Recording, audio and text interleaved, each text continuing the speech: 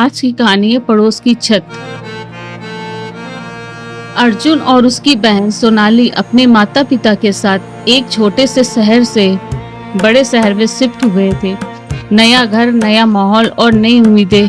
घर में थोड़ी अजनबीपन और अकेलापन था, लेकिन दोनों भाई बहन एक दूसरे के साथ थे। अर्जुन और सोनाली ने अपनी जिंदगी में बदलाव को गले लगा लिया। उनका नया घर एक आधुनिक सोसाइटी में था, जिसमें हर सुविधा थी, लेकिन फिर भी किसी चीज की कमी महसूस हो रही थी। खासकर उस सोसाइटी में कुछ ऐसा था जो दोनों भाई बहन को कुछ अजीब सा लगता था। खासकर घर की खिड़की से उन्हें सामने की छत दिखती थी, जो काफी पुरानी और खंडहर जैसी लगती थी। वह छत हमेशा उनके लिए रहस्य बनी रही। हालांकि अर्जुन ने इसे नजरअंदाज करने की कोशिश की, लेकिन सोनाली का मन था कि यहाँ कुछ तो गड़बड़ है। उसे लगता था कि कुछ अजीब घटनाएं हो रही हैं।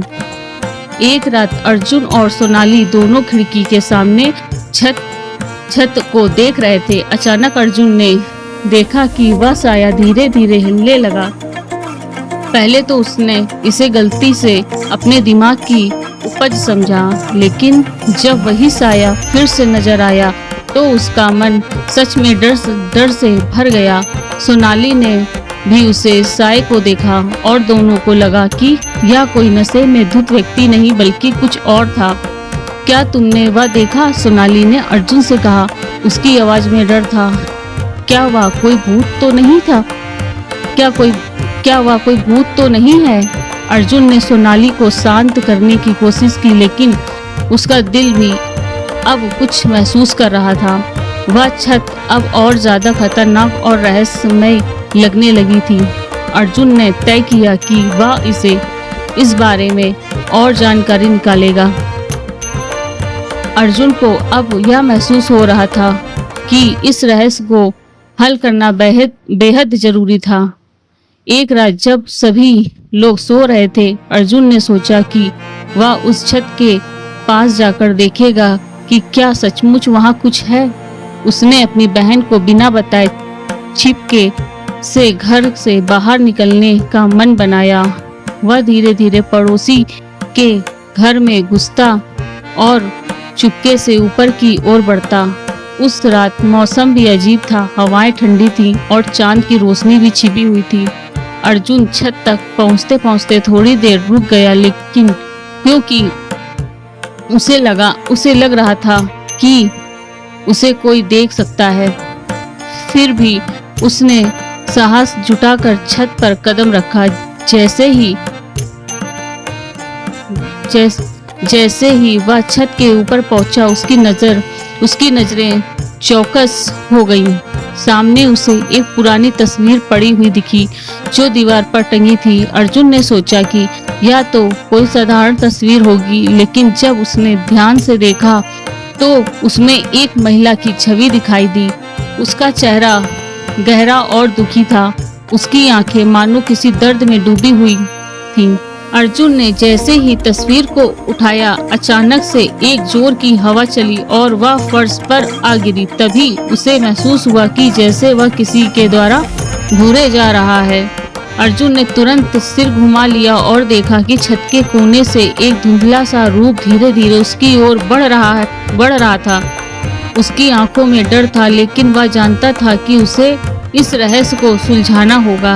जैसे ही वह साया उसके पास आया, उसने महसूस किया कि यह कोई और नहीं बल्कि उस महिला का भूत था जो छत पर बसी हुई थी। तुम कौन हो? अर्जुन ने डरते हुए पूछा।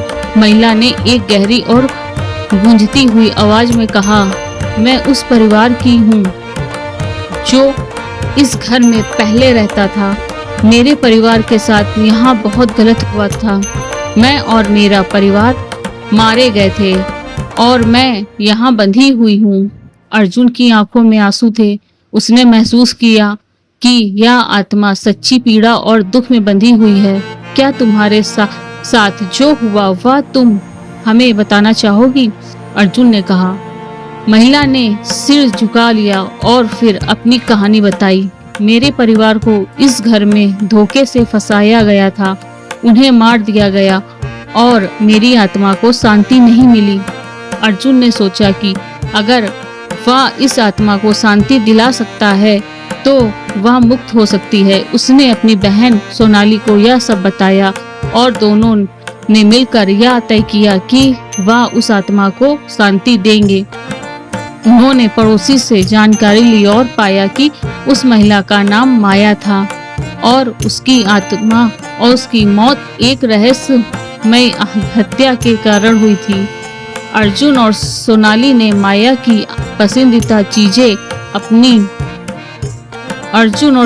ने माया की पसंदीदा चीजें रखी और उसके प्रति माफी मांगी। जैसे ही उन्होंने उसकी आत्मा को शांति देने का प्रयास किया, वे महसूस करते हैं कि माया की आत्मा अब शांत हो गई थी। माया के चेहरे पर अब कोई दुख नहीं था और वह धीरे धीरे गायब हो गई। अर्जुन और सोनाली को अब महसूस हुआ कि छत पर छाया और साया अब गायब हो चुके थे। उनकी जिंदगी में शांति लौट आई थी। अब वे दोनों सोते हुए शांत थे, क्योंकि उन्हें यह समझ में आ गया था कि कभी कभी हमें दूसरों की आत्माओं को शांति देने के लिए खुद से भी ज्यादा कदम उठाने होते हैं। वह डर जो पहले उनके दिलों में था अब समाप्त हो चुका था। छत अब खाली थी और घर में शांति लौट आई थी। वे जानते थे कि कभी कभी हमें अपने डर का सामना करना पड़ता है ताकि हम किसी और की आत्मा को मुक्ति दिला सकें। अगर आपको हमारी डरावनी कहानी पसंद आई हो तो हमारे चैनल को सब्सक्राइब जरूर करें ताकि आप और भी भूतिया कहानी देख सकें।